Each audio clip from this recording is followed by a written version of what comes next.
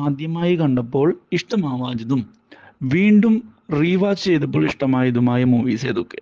അങ്ങനെ നോക്കുക വെച്ചാൽ എനിക്ക് ഡാർക്ക് നൈറ്റ് ആദ്യം കണ്ടപ്പോൾ തീരെ ഇഷ്ടപ്പെടാത്തൊരു മൂവിയായിരുന്നു. അതിൻ്റെ ഉള്ളിലുള്ള മീനിങ്സ്, സോഷ്യൽ ആക്ടിവിറ്റീസ് ഒന്നും എനിക്ക് ആദ്യം ഫോളോ അപ്പ് ചെയ്യാൻ പറ്റിയിരുന്നില്ല.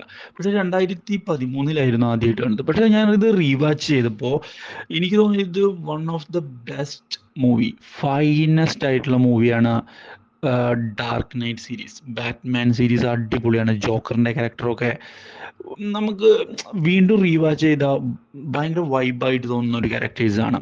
അതുപോലെ തന്നെ എനിക്ക് തോന്നിയിട്ടുള്ള മറ്റൊരു ഫിലിമാണ് everything everywhere all at once. ആദ്യം കണ്ടപ്പോൾ എന്ത് ബോറ് ഫിലിം എന്ന് എനിക്ക് തോന്നിപ്പോയിട്ടുണ്ട്. പക്ഷെ പിന്നീട് ആക്സിഡൻ്റലി ആണ് എൻ്റെ ഒരു ഫ്രണ്ട് വീണ്ടും ഇത് സജസ്റ്റ് ചെയ്തത്.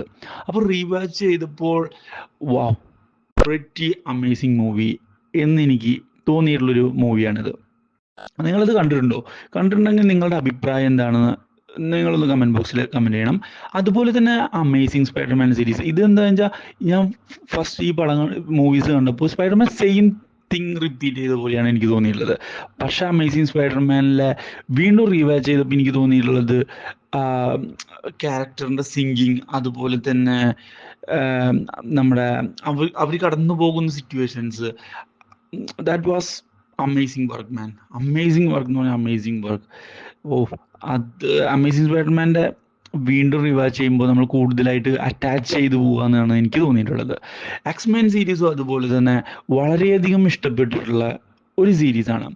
ആദ്യം കണ്ടപ്പോൾ എക്സ്മാൻ എനിക്ക് ഭയങ്കര മൂഡി ആയിട്ടാണ് തോന്നിയത്. പക്ഷേ അത് കഴിഞ്ഞിട്ട് വോൾവറിൻ, പിന്നെ ആ ക്യാരക്ടർ ഡെവലപ്മെൻറ്റ്, ആ സീരീസ് മൊത്തത്തിൽ പിന്നീട് എനിക്ക് അടിപൊളിയായിട്ട് തോന്നിയിട്ടുണ്ട്.